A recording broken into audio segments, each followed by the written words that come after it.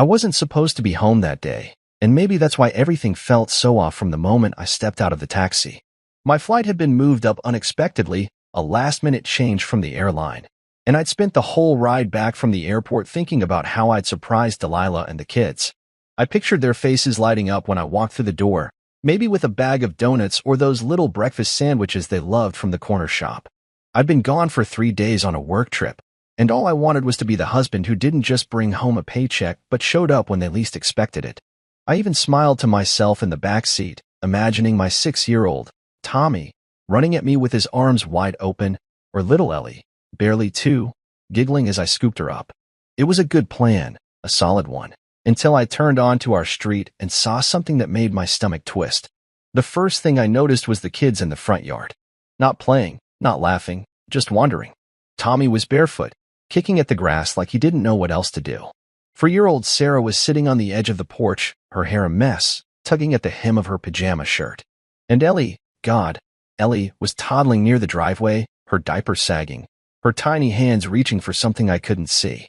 No shoes, no coats, no Delilah. My heart started pounding as I paid the driver and grabbed my bag, my eyes locked on them. Where was she? Why were they out here alone? The neighborhood wasn't dangerous, but it wasn't the kind of place you let a 2-year-old roam free either. I dropped my suitcase by the curb and jogged over, calling their names. Tommy, Sarah, Ellie, come here. My voice came out sharper than I meant it to, but I couldn't help it. Tommy looked up first, his big brown eyes wide with surprise, and then he ran to me, crashing into my legs. Daddy, he shouted, like he hadn't seen me in years. Sarah followed slower, dragging her feet, and I scooped Ellie up before she could stumble into the street. She smelled like she hadn't been changed in hours, and her cheeks were streaked with dirt. I hugged them all close, my mind racing. Where's Mommy? I asked, trying to keep my tone steady. Tommy shrugged, his little shoulders lifting like it was no big deal. Inside, he said. She's with her friends. Sarah nodded, tugging at my sleeve. It's loud, Daddy. I don't like it. Loud? I frowned, shifting Ellie onto my hip as I glanced at the house. That's when I heard it, music, thumping through the walls, spilling out into the yard. It wasn't the soft stuff Delilah usually played when she was cleaning or cooking. This was heavy, pulsing, the kind of beat you'd hear at a club, not a family home on a Tuesday afternoon. And the lyrics, crude, explicit, nothing the kids should have been anywhere near. My chest tightened. Something was wrong.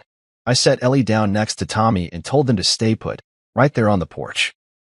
Don't move, I said, pointing at the steps. Daddy's going to check on Mommy. They nodded, but I could see the confusion in their eyes, the way they clung to each other like they weren't sure what was happening either. I pulled out my phone as I walked up the driveway, my thumb hovering over Delilah's number. I could have called her, given her a heads up that I was home, but I didn't. Maybe part of me already knew I wouldn't like what I found.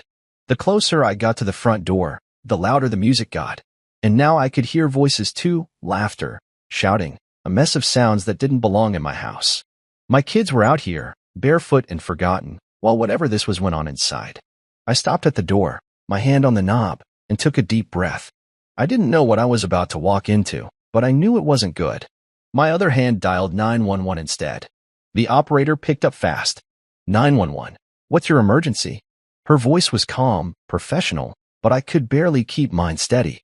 My name's James Carter, I said, keeping my eyes on the door. I just got home from a trip, and my kids 6, 4, and 2 are wandering around the front yard alone. My wife's inside, and I can hear music and people. I don't know what's going on, but they're not safe. I need help. She asked for the address, and I rattled it off, my voice shaking now. Please hurry, I added. I'm going in, but I don't know what I'm dealing with. She told me to stay on the line if I could, that officers were on the way, but I slipped the phone into my pocket as I turned the knob. I wasn't waiting. Not with my kids out here like this. The door wasn't even locked.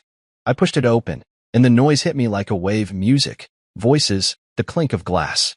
I stepped inside, my shoes crunching on something sticky, and froze. Whatever I'd been expecting, it wasn't this. But I knew one thing for sure. My life, my family, my everything, it was all about to change.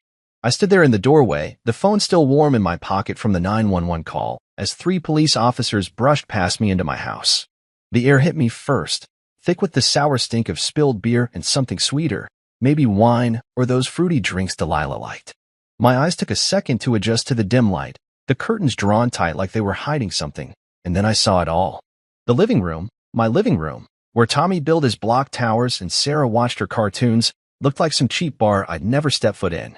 Red plastic cups were scattered across the coffee table, some tipped over, pooling sticky liquid onto the wood I'd refinished myself last summer. Half-empty bottles lined the mantel, right next to the framed picture of me and Delilah from our 10th anniversary. And the people, God, the people, strangers sprawled on my couch, women in tight dresses giggling too loud, men with their shirts unbuttoned, one of them fumbling with a speaker blasting that awful music. I couldn't move at first, my feet stuck to the floor like it was quicksand. The officers fanned out, their boots heavy on the hardwood, shouting over the noise. Police. Everyone stay where you are, one of them barked, a tall guy with a buzz cut I'd later learn was Officer Briggs. The room froze, like someone hit pause on a movie, and all those eyes turned to me, wide, guilty, caught. I scanned the faces, looking for Delilah, my wife, the woman I left in charge of our home, our kids, our life. And then I saw her. She wasn't on the couch or hiding in a corner. No, she was right there in the middle of it all, standing on our dining table, the one we bought second-hand and painted together, wearing nothing but black lingerie and a sloppy grin. Her hair was wild, her cheeks flushed, a red cup dangling from her hand as she swayed to the beat. Two of her friends, women I vaguely recognized from cookouts or school pickups, flanked her, laughing like this was all some big joke. My stomach churned, hot and sour, like I might throw up right there. This wasn't my house anymore. This wasn't my wife. I took a step forward, my hand shaking, and that's when she saw me. Her grin vanished, the cup slipping from her fingers to splash red across the table. James, she said, her voice cutting through the music, high and wobbly. What are you doing here? The room went quiet, the speaker finally clicked off by one of the officers, and every head swiveled between us. I didn't answer her. I couldn't. My throat was too tight, my brain too scrambled. All I could see were my kids outside, Tommy's bare feet, Sarah's messy hair, Ellie's sagging diaper, while this mess was happening in here. One of the strangers, a skinny guy with a scruffy beard, bolted for the back door, his pants half on, tripping over a chair. Another officer grabbed him before he made it, pinning his arm behind his back. Nobody leaves, Briggs shouted, his voice sharp enough to make me flinch. Delilah stumbled off the table, her bare feet slapping the floor, and came toward me, her hands out like she could fix this. James, wait, I can explain, she started, her words slurring just enough to tell me she'd had more than one drink. It's not what you think. I cut her off, turning to Officer Briggs instead. My kids were outside, I said, my voice low but steady, like I was holding on to it with everything I had. 6, 4, and 2. Barefoot, alone, while this was going on. Arrest her. Child endangerment. Delilah's face crumpled, her hands dropping to her sides. No, James, please, she cried, grabbing at my arm. I yanked it away, stepping back, my chest heaving. The officers didn't hesitate. Briggs nodded to the woman next to him, a shorter cop with a tight ponytail, and she moved toward Delilah, pulling out handcuffs. Ma'am, turn around, she said, her tone flat, professional. Delilah shook her head, tears streaking her mascara now, but she didn't fight when the cuffs clicked around her wrists. James, don't do this, she begged, her voice breaking. I'm sorry, okay? I didn't mean. I turned away, my eyes landing on the mess again. The cups, the bottles, the half-naked strangers staring at me like I was the intruder. I didn't owe her an answer. Not after this. The other people in the room started scrambling, grabbing jackets, muttering excuses. We didn't know, one of the women said, a blonde I'd seen at our house before. Ivy, maybe, her voice shaky as she clutched a purse to her chest. It was just a party, man, chill out. I glared at her, my fists clenching. Chill out. I snapped. My kids were outside while you turned my home into this? Get out. The officers were already herding them toward the door, taking names, checking IDs. One guy tried to argue, slurring about his rights, but Briggs shut him down fast. You can talk at the station, he said, shoving him toward the front porch. I stepped outside for a second, needing air, needing to see my kids. They were still on the porch where I'd left them, huddled together, watching wide-eyed as the police lights flashed in the driveway. Tommy stood up when he saw me, his little face pale. Daddy, is Mommy in trouble? He asked, his voice small. I knelt down, pulling him into a hug, then Sarah, then Ellie, holding them all close. Mommy made a bad choice, I said, keeping it simple, keeping my anger out of it for their sake. But you're safe now. I'm here. I could feel their little bodies trembling, and it hit me all over again. How close this had been, how wrong it all was. Back inside, I heard Delilah still pleading as they let her out, her voice echoing through the open door. James, tell them I'm a good mom. I didn't look at her. I couldn't. The officers asked me a few questions, how long I'd been gone, what I'd seen when I got home, and I answered in short, clipped sentences, my mind still spinning. They told me they'd take her in, that CPS might get involved, that I'd need to make a statement later. I nodded, numb, watching as the cruiser pulled away with her in the back, her head bowed, her hands cuffed. The strangers were gone too, the house emptying out, leaving nothing but the mess and the silence. I stood there, my kids at my side, and knew one thing for sure. This was just the beginning. The police lights faded down the street, taking Delilah with them, and the silence that settled over the house felt heavier than the chaos before. I stood in the living room, my kids clinging to my legs, staring at the wreckage she'd left behind. The red cups were still there, some crushed underfoot by the officers, others sitting half full like they were mocking me. The dining table, where she'd been dancing, had a sticky ring of spilled drink drying on it, and the air still reeked of alcohol and sweat. I could hear Ellie whimpering softly against my knee, her little hands gripping my jeans, and it snapped me out of the daze. I had to move, had to do something, anything, to get them out of this mess. Come on, guys, I said, my voice rough but gentle, let's get you cleaned up. Tommy looked up at me, his eyes big and scared. Is Mommy coming back? He asked. I didn't know how to answer that, so I just ruffled his hair and said, not tonight, buddy. It's just us for now. I scooped Ellie into my arms, her diaper heavy and cold, and led Tommy and Sarah upstairs. The hallway felt too quiet, like the house was holding its breath after all the shouting and music. I ran a bath for the kids, letting the warm water steam up the bathroom while I peeled off their dirty clothes. Ellie splashed a little, her tiny fingers grabbing at the bubbles I added, and Sarah sat quietly, her knees pulled up to her chest. Tommy kept asking questions. Why were the police here? Daddy? Why was Mommy crying? And I answered as best I could without breaking down. Mommy did something she shouldn't have, I told him, keeping my hands busy scrubbing dirt off his arms. The police had to take her to figure it out. But you're safe with me, okay? He nodded, but I could tell he didn't really get it. How could he? He was 6. I barely got it myself. Once they were clean, I wrapped them in towels and got them into pajamas. Ellie's eyes were drooping already, so I tucked her into her crib with her stuffed bunny, kissing her forehead. Tommy and Sarah climbed into Tommy's bed together, something they hadn't done since Sarah was little, and I sat on the edge, reading them a story about a bear and a honey tree until their breathing slowed. I turned off the light, leaving the door cracked, and stood there for a minute, watching them sleep. They looked so small, so fragile, and all I could think about was how they'd been out in the yard, alone, while Delilah partied downstairs. My hands clenched into fists, and I had to step away before the anger took over completely. Downstairs, the mess was waiting for me. I grabbed a trash bag and started cleaning, tossing cups and bottles, wiping down surfaces with a rag that smelled like bleach. Every move felt mechanical, like I was on autopilot, but my mind wouldn't stop spinning. How long had this been going on? Was this the first time, or had I just been too blind to see it? Delilah had always been the wild one, late nights with friends, loud laughs, a spark I used to love, but this was something else. This was my home turned into a circus, my kids left like they didn't matter. I stopped, leaning against the counter, and rubbed my face with my hands. I couldn't do this alone. I needed help, real help, not just a broom and a trash bag. I pulled out my phone and scrolled through my contacts until I found Miranda Cortez, my lawyer. She'd handled a contract dispute for me a couple years back. Sharp and no nonsense, the kind of person you want in your corner when everything's falling apart. It was late past 10, but I dialed anyway, my thumb shaking as it hit the call button. She picked up on the third ring, her voice crisp despite the hour. James? What's going on? I took a deep breath and let it all spill out. The early flight, the kids in the yard, the party, Delilah in handcuffs. I didn't sugarcoat it, didn't try to make it sound pretty. She left them outside, Miranda, I said, my voice cracking. while she was half naked on my table with a bunch of strangers. I want her out of my life. I want my kids safe. Miranda didn't flinch. I could hear her shifting papers on her end, already working.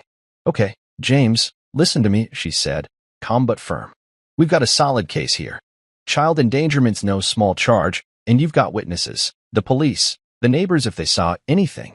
I'll file for full custody and start the divorce papers tonight. We'll hit her with it by morning, before she can spin some story. You're the stable one here, and we'll prove it. I nodded, even though she couldn't see me, relief mixing with the exhaustion. What do I do now? I asked. Stay with the kids, she said. Keep them safe, keep them calm. I'll handle the rest. You'll hear from me tomorrow. I hung up, setting the phone down, and looked around the half-cleaned room. The silence was different now, not heavy, but empty, like the house was waiting for me to decide what came next. I sank onto the couch, the same one those strangers had been lounging on, and let my head fall back. Delilah's voice echoed in my mind, her screams from the police car, James, please, listen. But I shut it out. I didn't want to hear it. There was no explanation that could fix this, no apology that could undo what I'd seen.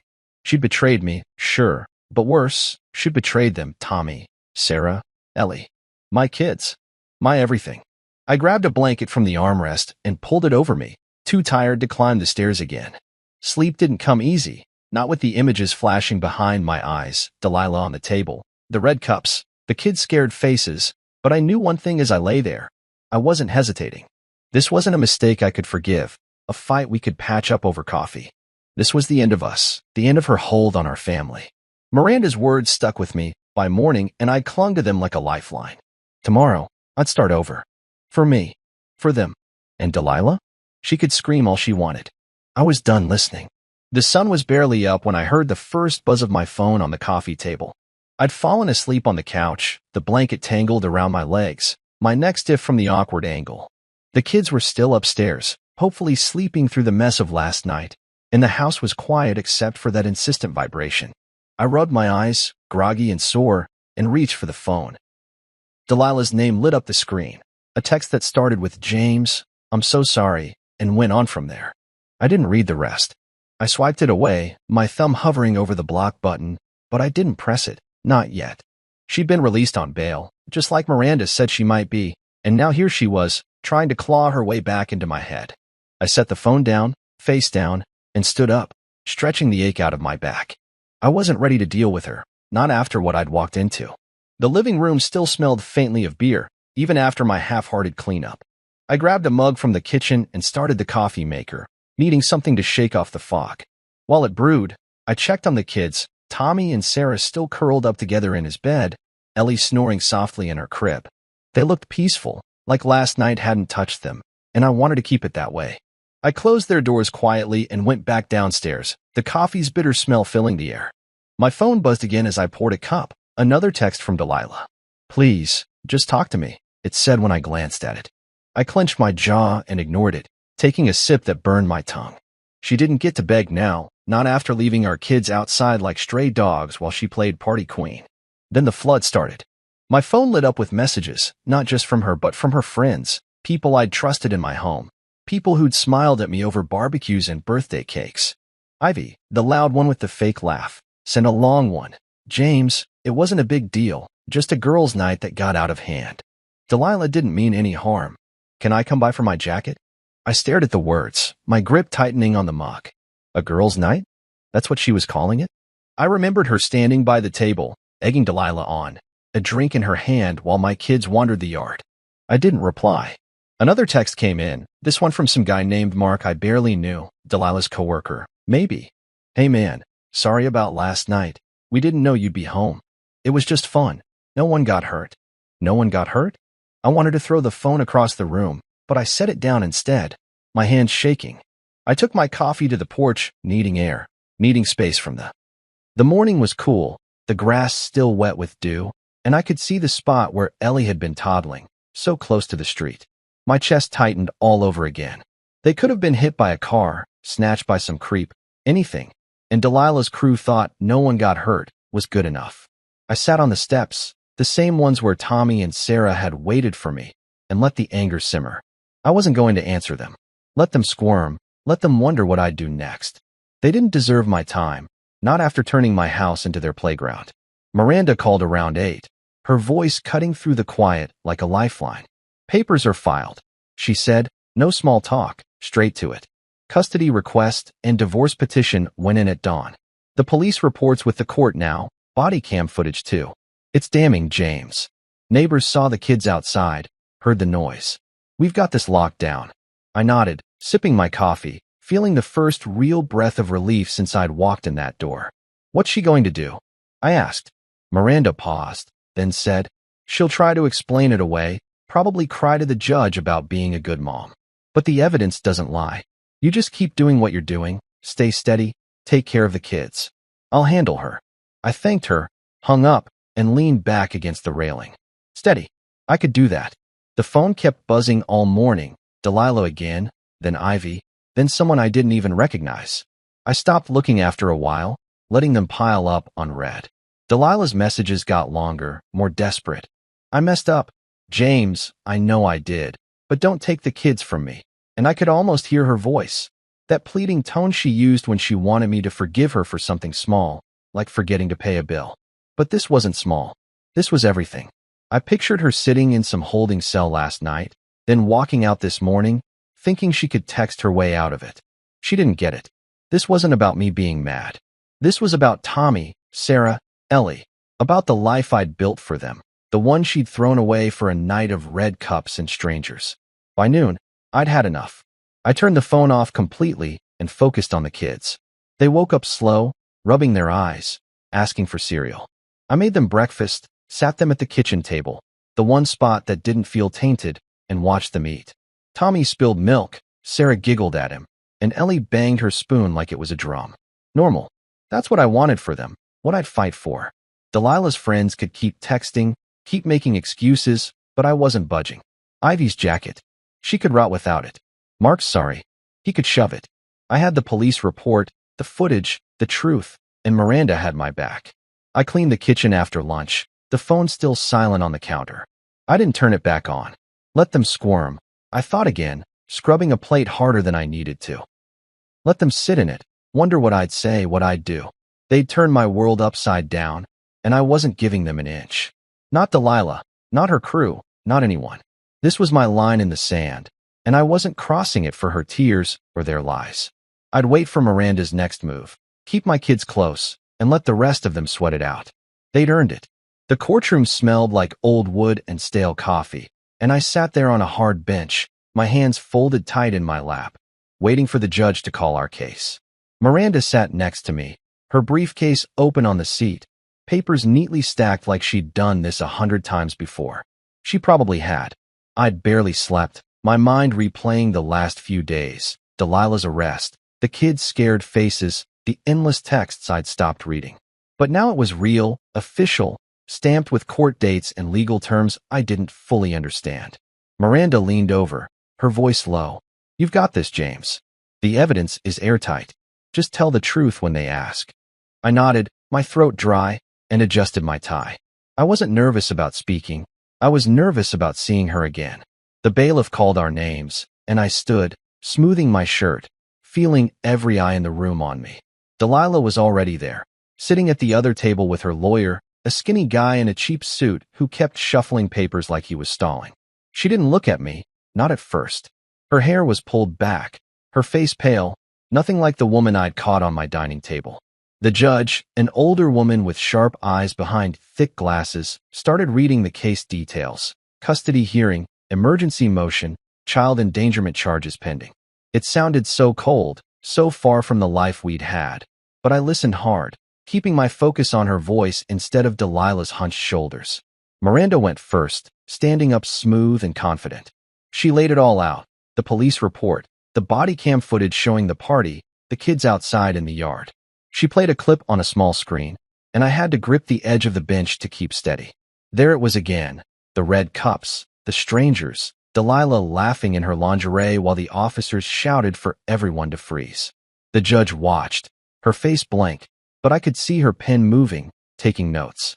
Miranda kept going, her voice steady. Mr. Carter returned home to find his children, ages 6, 4, and 2, unattended, barefoot, and at risk, while Mrs. Carter hosted an illegal gathering with alcohol and unknown individuals. We're asking for temporary full custody to ensure their safety. She sat down, giving me a small nod, and I let out a breath I didn't know I'd been holding. Delilah's lawyer stood next, clearing his throat too many times. He tried to spin it, saying it was a one-time lapse in judgment, that Delilah was a devoted mother who just needed a break. A break? I almost laughed, but I kept my face still, my eyes on the judge. He said she'd been stressed, that I'd been away too much, that she'd never meant to hurt anyone. It was weak, flimsy, and even he seemed to know it, his voice fading as he sat back down. The judge looked at Delilah then, her glasses glinting. "Mrs. Carter, do you have anything to add?" Delilah stood, slow and shaky, and finally glanced at me. Her eyes were red, wet, but I didn't soften. "I'm sorry," she said, her voice small. "I messed up. I love my kids. Please don't take them from me." The judge didn't react, just waved her back to her seat. Then it was my turn. I walked to the stand, my shoes loud on the floor, and swore to tell the truth with my hand on a Bible that felt too heavy. The judge asked me to explain what happened, and I did, keeping it simple. "I came home early from a work trip," I said, my voice steady even though my insides weren't. "I found my kids outside, Tommy, Sarah, and Ellie, alone, no shoes, no supervision. Inside, my wife was throwing a party. People I didn't know, drinking, half-dressed. She was on the table, not watching them. I called the police because they weren't safe." The judge nodded, her pen scratching again, and asked if I had anything else. "Yeah," I said, looking straight at her.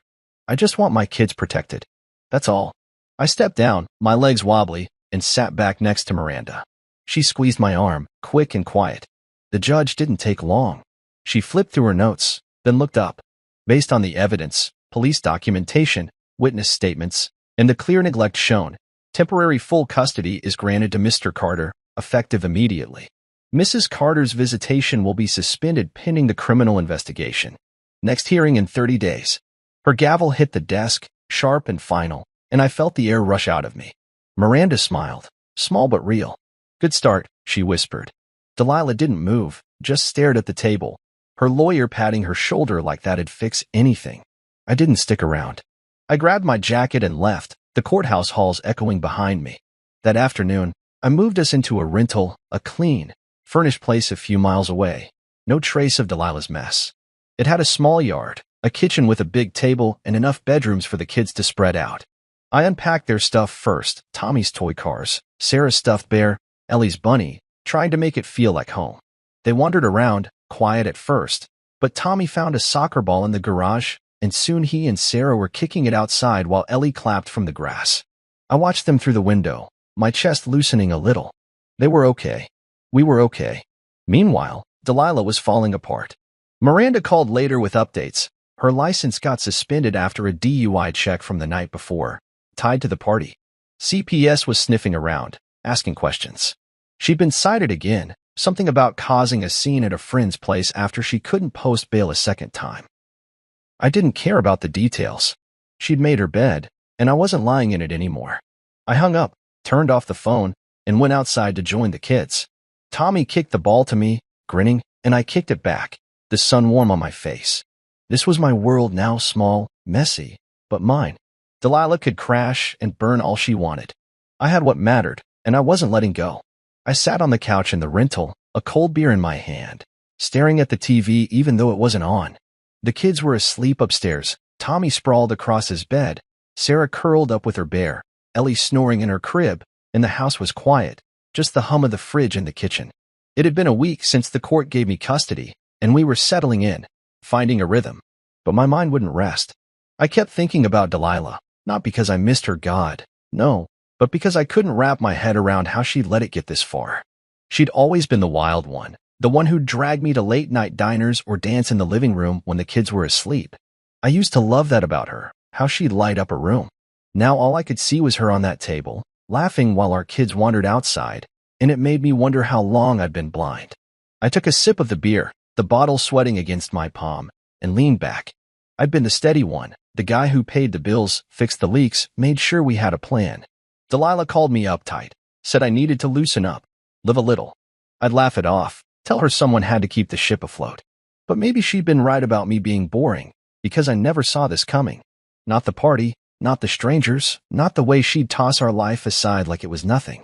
I trusted her with everything, our home, our kids, and she'd turned it into a free-for-all. The beer tasted bitter now, and I set it down, rubbing my hands over my face. How did we get here? How did she go from late-night giggles to this? My phone buzzed on the coffee table, and I glanced at it, half expecting another text from her. But it was Miranda. A quick update. Delilah's friends are bailing on her. Ivy got a fine, contributing to delinquency, and she's dodging calls. Looks like the party crew's scattering. I smirked. Just a little. Good. Let them run. Ivy had been the loudest, the one pushing Delilah to have fun, and now she was gone the second it got real. I remembered her at our house, all fake smiles and loud stories, acting like she owned the place. She'd even asked for her jacket back, like I'd hand it over with a bow. I didn't reply to Miranda, just let the news sink in. Delilah's world was crumbling, and I wasn't lifting a finger to stop it. I got up and walked to the kitchen, needing to move, needing to shake off the weight. The rental was small but clean, nothing like our old house with its creaky floors and Delilah's clutter. I'd left most of her stuff behind, her clothes, her candles, her mess, and brought only what the kids needed. This place felt like a fresh start, a blank slate, and I liked that.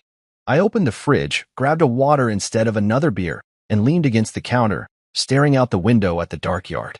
Delilah had no safety nets left, no one to catch her this time. Her friends were ditching her. Her license was gone, and CPS was circling. She'd always had me to fall back on, me to pay the rent, me to calm her down, me to clean up her messes. Not anymore. I thought about the old days, back when we were younger, before the kids. She'd been a whirlwind, parties, road trips, nights where we'd talk until the sun came up. I was the quiet one, the guy who liked schedules and savings accounts, but she pulled me out of that. We balance each other, or so I thought. After Tommy was born, she slowed down a little, stayed home more, but I could tell she missed it, the freedom, the chaos. She'd joke about being tied down, and I'd tell her we were building something better. Maybe I should have seen the signs, her late nights out with the girls, her complaints about being bored. But I didn't. I kept planning, kept providing, thinking she'd settle into it. Instead, she'd gone full reckless, and our kids paid the price. The water bottle crinkled in my hand, and I loosened my grip, setting it down. I didn't feel sorry for her, not after what I'd seen. She could have had a night out, called a sitter, kept it sane. But no, she turned our home into a circus, left Tommy, Sarah, and Ellie outside like they were nothing. That's what I couldn't forgive.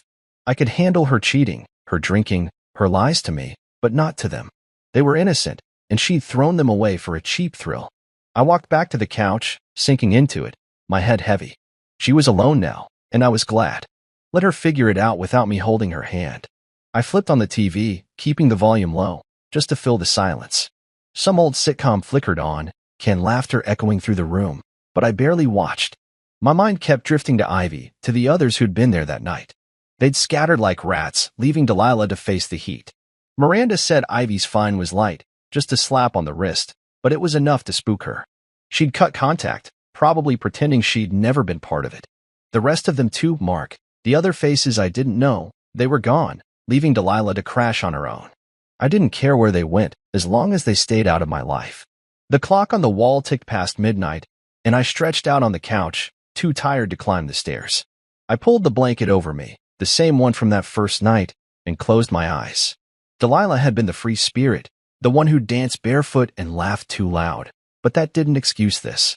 She crossed a line, and I wasn't her backup plan anymore. Her friends could abandon her. Her excuses could dry up. I was done. The kids were mine now, safe in their beds, and that's what mattered. I drifted off, the TV's soft hum in the background, feeling lighter than I had in days. She was on her own, and I was finally free of her weight. I adjusted my tie in the rearview mirror, the rental's engine still ticking as it cooled in the parking lot outside the mediation office. It had been a few weeks since the custody hearing, and now here I was, sitting in a suit I hadn't worn since a cousin's wedding, waiting to face Delilah again. Miranda had set this up, some kind of last-ditch meeting to see if we could talk it out before the divorce got messy. I didn't want to be here. The kids were with a sitter, a nice lady from down the street who'd brought them cookies, and I'd rather be back there, playing catch with Tommy or helping Sarah color. But Miranda said it'd look good for me to show up, to prove I wasn't the one running from this. So I took a deep breath, grabbed my keys, and stepped out into the gray afternoon. The office was small, all beige walls and fake plants, with a receptionist who barely looked up as I signed in. I sat in a stiff chair, my hands resting on my knees, listening to the clock tick above the desk. Delilah was late, typical, and I wondered if she'd even show. Part of me hoped she wouldn't. Then the door creaked open, and there she was, stepping in like a shadow of the woman I'd known. No makeup, no jewelry, just a plain sweater and jeans, her hair flat and dull.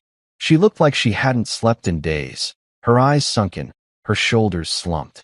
She saw me and froze, her mouth opening like she might say something, but then she just shuffled to the chair across from me, keeping her head down. I didn't say a word. I didn't know her that. The mediator came in, a guy named Paul, middle-aged with a tired smile, and sat between us at a round table. He started talking, his voice smooth and practiced, about how this was a chance to find common ground and move forward. I almost laughed. Common ground? After what she'd done. But I kept my face blank, nodding when he asked if I understood. Delilah fidgeted with her hands, picking at her nails, and Paul turned to her first. "Mrs. Carter, why don't you start? Tell us what you'd like to say." She took a shaky breath, her eyes flicking up to me for a second before dropping again. I just want you to know I'm sorry, James," she said, her voice barely above a whisper. "I didn't mean for any of this to happen." I leaned back in my chair, crossing my arms, waiting. She kept going, her words tumbling out like she'd rehearsed them. "It was stupid, okay? I know that now. I just wanted to feel alive again, like I wasn't just a mom or a wife stuck in the same routine. We were having fun, me and the girls, and it got out of hand. I didn't mean to hurt the kids. I'd never hurt them." Her voice cracked, and she wiped her nose with her sleeve, tears starting to spill. I watched her, my jaw tight, feeling the old pull to comfort her, to fix it. But I didn't move. I didn't trust those tears, not anymore. Paul nodded, scribbling something on his notepad, then looked at me. "Mr. Carter, your response?" I took a slow breath, keeping my eyes on Delilah, letting her feel the weight of it. "You wanted to feel alive?" I said, my voice low steady. "You left our kids outside like trash, Delilah. Tommy, Sarah, Ellie 6, 4, and 2, wandering the yard while you drank and stripped for strangers. You didn't mean to hurt them? You didn't even know where they were." She flinched, her hands curling into fists on the table, but I didn't stop. "You don't get to cry about it now and call it fun. You broke everything, our home, our trust, their safety. And I'm supposed to feel sorry for you because you were bored." My words hung there, sharp and heavy, and she shrank back, her face crumpling. Paul raised a hand, his voice calm. "Let's keep this productive, okay? Mrs. Carter, anything else?" She shook her head, sniffling, and I could see her trying to pull herself together, but it was weak, fake. "I just want to see them," she mumbled. "I miss them, James. Please." I stared at her, unmoved. The woman who danced barefoot with me in our kitchen was gone, replaced by this shell trying to play the victim. "You don't get to miss them," I said, my tone flat. "Not after that. You want to see them? Prove you're not a danger first." She looked up then, her eyes wide, wet, but I didn't blink. I meant it. Paul sighed, tapping his pen. "Okay, let's take a break. 10 minutes. He stood and left the room, probably sensing the air was too thick to keep going. Delilah stayed where she was, her head in her hands, sobbing quietly. I got up, my chair scraping the floor, and walked to the window, looking out at the parking lot. I could hear her behind me, the little gasps and hiccups, and part of me wanted to turn around, to ask how she'd let it get this bad. But I didn't. She'd had her chance to explain, and it was garbage, just excuses, no accountability. I thought about the kids, Tommy asking where she was, Sarah drawing pictures of our old house, Ellie too little to understand, and my re-soul. They didn't need this version of her, this mess begging for pity. The 10 minutes dragged on, and when Paul came back, Delilah was gone. Her chair was empty, her coat still on the back, but she'd slipped out. Paul frowned, checking his watch. "Yes, we're done for today," he said, shrugging. "I'll note she left early. You good to go?" I nodded, grabbing my keys. "Yeah, I'm good." I walked out, the cool air hitting my face as I crossed the lot to my car. She'd run, just like I figured she would when it got hard. I slid into the driver's seat, started the engine, and pulled out without looking back. She could cry all she wanted, hide from the truth, but I wasn't chasing her. Not this time. I had the kids to get home to, and that was enough. I signed the last page of the divorce papers with a pen that felt too light for what it was ending, the ink scratching across the line like it was carving a new path. It was done. 3 months from that night, I walked into chaos, and now Delilah was legally out of my life. I sat back in the chair at Miranda's office, the leather creaking under me, and let out a long breath. The room smelled like paper and coffee, and Miranda was across the desk, stacking the documents with a satisfied nod. "That's it, James," she said, her voice crisp. "House is yours, full custody's permanent. Finances are split clean." She didn't fight it, couldn't. "Really? You're free." Free. The word hit me hard, and I nodded, my hands resting on my knees. I'd won, but it didn't feel like a victory, just a quiet, heavy relief. Miranda leaned forward, her eyes sharp but kind. "You okay?" she asked. I shrugged, running a hand through my hair. "Yeah, it's a lot. Feels final." She smiled, small and quick. "It is final. You did the right thing for you, for the kids. She's got nothing left to stand on." I knew she was right. Delilah hadn't shown up to contest anything, no lawyer, no pleas, just silence after that mediation flop. Her world had collapsed fast, and I'd heard bits and pieces through the grapevine couch surfing, scraping by, her name off our accounts like she'd never been part of them. I didn't feel sorry for her, not after what she'd done, but it was strange to think of her like that, untethered and fading. I left Miranda's office with a copy of the papers in a manila envelope, the weight of it solid in my hand. The drive back to the rental was quiet, just the hum of the engine and the occasional crackle of the radio. I didn't bother to turn up. The kids were with the sitter again, and I'd told her I'd be home by dinner. I thought about stopping by the old house, our house now, mine alone, but I didn't. It still sat there, empty since we'd moved out, and I wasn't ready to face it yet. Too many ghosts, too many echoes of Delilah's laugh, the kids' footsteps, the life we did before she torched it. I kept driving, the envelope on the passenger seat like a passenger itself, silent and done. When I got home, I tucked the papers in a drawer and focused on the kids. Tommy was building a tower with blocks in the living room, Sarah coloring at the table, Ellie banging a spoon on her high chair. "Daddy's back," Tommy shouted, running over to hug my legs. I scooped him up, then Ellie, then pulled Sarah into it, their little arms warm and real. This was my win, them, safe and happy, no trace of that night lingering in their eyes. We ate spaghetti for dinner, sauce smearing their faces, and I laughed for the first time in days, wiping Ellie's chin while she giggled. The rental felt like ours now, not just a stopgap, and I liked that. Later, after they were in bed, I sat on the couch with a glass of water, the house settling around me. Miranda had called earlier with one last update. Delilah had tried filing for visitation, a weak motion scribbled on cheap paper, but Miranda shut it down fast. The police footage, the CPS reports, the judge's ruling, it was a wall she couldn't climb. Her lawyer had bailed too, some overworked public defender who'd seen the case was dead and walked away. I sipped the water, staring at the blank TV, and let that sink in. She was out of moves, out of money, out of everything. A mutual friend, some guy from my old job, had texted me a few days back, saying she was crashing on his sister's couch, living off leftovers and sob stories. I didn't reply. She could tell whoever she wanted that she was the victim, but the truth was in those red cups, that empty yard, the kids I'd found alone. I got up and walked to the kitchen, rinsing the glass, my mind drifting. The house, the old one, was mine now, but I didn't know what to do with it. Sell it, maybe, or rent it out. I couldn't picture going back, not with the memories stained into the floors. The kids liked the rental, liked the yard, the quiet street. Maybe we'd stay here a while, let the dust settle. I dried my hands on a towel and leaned against the counter, looking out at the dark. Delilah's fall was complete. No home, no family, no one to catch her.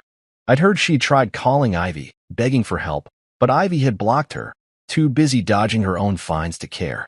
The party crew was gone, and Delilah was left holding the pieces. I thought about that night again, the music, the strangers, her on the table. It still burned, but not as hot now. The divorce papers cooled it, locked it away. I wasn't angry anymore, just done. I walked back to the living room, sat down, and pulled out my phone, scrolling through pictures of the kids, Tommy at the park, Sarah with her crayons, Ellie napping on my chest. This was my life now, and it was enough. Delilah could drift, could crash, could tell her lies to anyone who'd listen. I didn't need to hear them. I turned off the phone, stretched out on the couch, and closed my eyes. The house was quiet, the kids were safe, and I was finally on the other side of her mess.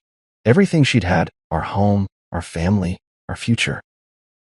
It was hers to lose, and she'd lost it all. I pulled into the parking lot of the 24-hour grocery store, the engine rumbling as I shut it off, my hands still on the wheel. It was late, past 9, and the kids were home with the sitter, probably asleep by now. I'd run out of milk and cereal, the kind of stuff you don't notice until it's gone, so I'd thrown on a jacket and driven out, the night air cool through the cracked window. The store's lights buzzed overhead as I stepped out, my boots scuffing the pavement, and I was halfway to the door when I saw her. Delilah. She was standing near the edge of the lot, under a flickering street lamp, a plastic bag dangling from her hand. I stopped, my breath catching, not because I wanted to see her, but because she looked so different, older, worn, like the months had carved lines into her I hadn't noticed before. She didn't see me at first, her head down, her hair falling over her face. She was in a faded coat, too thin for the chill, and her jeans were frayed at the knees. I could have kept walking, slipped inside, grabbed my stuff, and left without a word. Part of me wanted to. But then she looked up, her eyes catching mine across the lot, and we both froze. It was like time stopped, just for a second, the hum of the store, the distant cars, all of it fading out. Her mouth opened, like she might say something, but she didn't. Neither did I. I stood there, hands in my pockets, feeling the weight of everything between us, and she just stared back, her face pale under the yellow light. I remembered her the way she used to be, bright, loud, the woman who dragged me out for ice cream at midnight or teased me about my bad dancing. That Delilah was gone, replaced by this ghost clutching a bag that probably held cheap food or whatever she could afford. I didn't know where she was living now, some friend's couch, maybe, or a rundown apartment, but it wasn't my problem anymore. The divorce was final, the kids were mine, and she'd burned every bridge I'd ever built for her. Still, seeing her like this, so small and tired, stirred something in me, not pity, not love, just a dull ache for what we'd lost. Not enough to change anything, though. She took a step forward, hesitant, like she wasn't sure I'd bolt. I didn't. I just watched, my jaw tight, waiting to see what she'd do. Her eyes were red, like she'd been crying, but she didn't cry now. "James," she said finally, her voice rough, quiet. I didn't answer, didn't nod, just kept my gaze steady. She swallowed, shifting the bag to her other hand. I didn't think I'd see you here." Her words hung there, awkward and thin, and I wondered if she'd been waiting for this, hoping to run into me. I didn't care enough to ask. "Yeah," I said, short and flat, not giving her an inch. She looked down again, kicking at a crack in the pavement. "How are they?" she asked, and I knew she meant the kids. My chest tightened, the ache turning sharp. "They're good," I said, my voice harder than I meant it to be. "Safe. Happy." She flinched, just a little, and I saw her hands tremble. "I miss them," she whispered, almost too low to hear. I could have softened then, could have said something to ease the sting, but I didn't. "You don't get to miss them," I said instead, echoing what I'd told her at mediation. "You made your choice." Her head snapped up, her eyes wet now, but I didn't back down. She'd left them outside, turned our home into a circus. Missing them didn't change that. For a moment, I thought she'd argue, plead like she had before, but she didn't. She just nodded, slow and shaky, and wiped her face with her sleeve. "I know," she said, her voice breaking.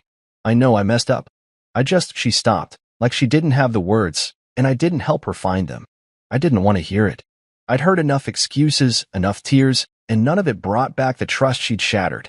She looked at me again, searching my face, maybe hoping for a crack, a sign I'd bend.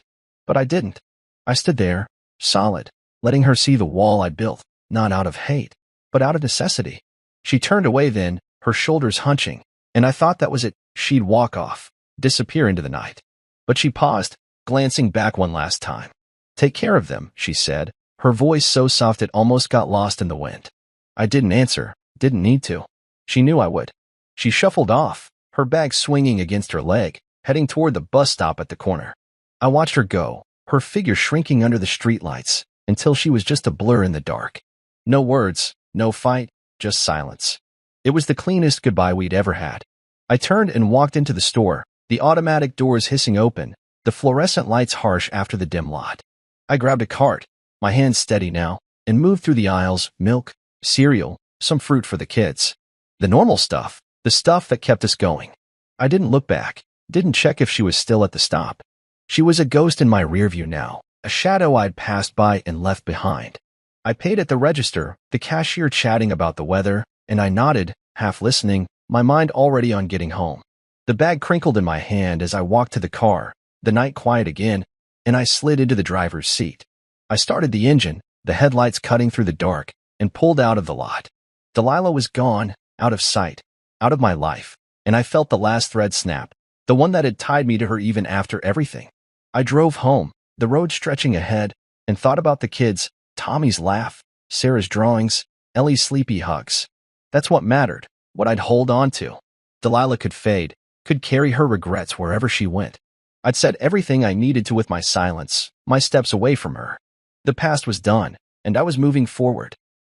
I stood in the backyard of the new house, the grass soft under my boots, watching Tommy chase Sarah around with a water gun while Ellie toddled after them, her little legs wobbly but determined. The sun was high, warm for spring, and the air smelled like fresh dirt and flowers I'd planted along the fence. We'd moved in a month ago, a bigger place in a better school district, with a wide yard and a porch I'd already fixed up with a swing. The old house, ours, then mine, then sold, was gone from our lives, traded for this clean start. I'd used the money to buy this one outright, no mortgage, no ties to the past. It felt good, solid, like I'd built something new from the ashes Delilah left behind. I leaned against the patio table, a cold soda in my hand, and smiled as Tommy sprayed Sarah, her squeals echoing across the lawn.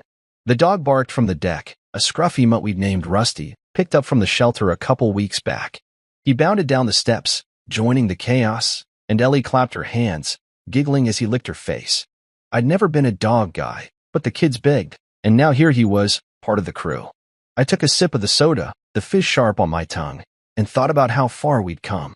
It had been almost a year since that night, the red cups, the strangers, Delilah on the table, and the weight of it had finally lifted.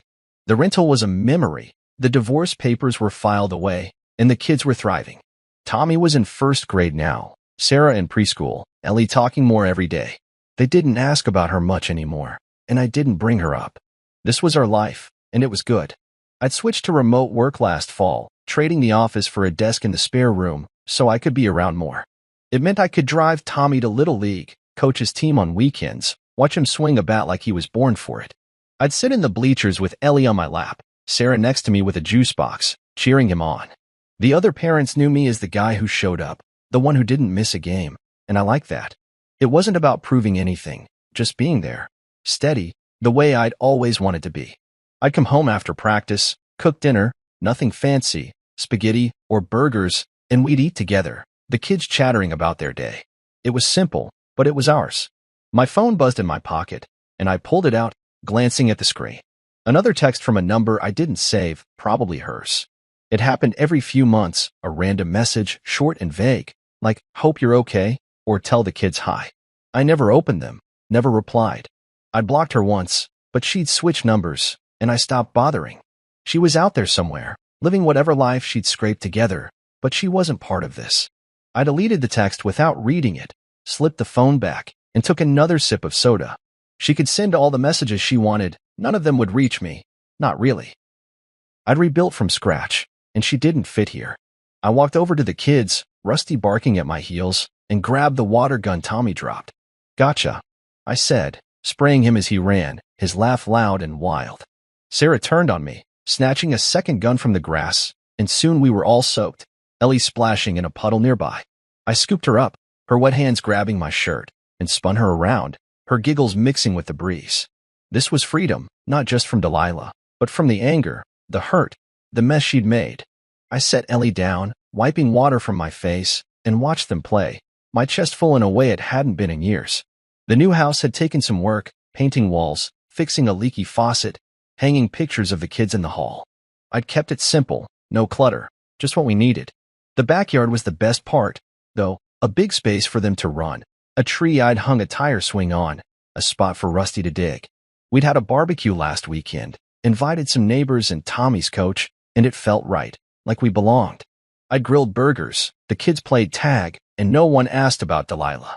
They didn't need to. She was a ghost, a shadow that didn't touch us anymore. I sat on the deck steps, Rusty flopping beside me, and thought about her for a minute, not because I wanted to, but because she'd been part of this once. She could party all she wanted now, crash on couches, chase whatever high she'd been after that night. It wasn't my dime, wasn't my problem. I'd heard rumors. Someone said she'd moved out of state. Someone else said she was still begging old friends for help, but I didn't dig. She'd lost everything, our home, our kids, me, and I let her go. Not with bitterness, not anymore. I'd carried that too long, let it weigh me down, but now it was gone, replaced by this, Tommy's grin, Sarah's drawings, Ellie's babbling. The sun dipped lower, painting the sky orange, and I called the kids in.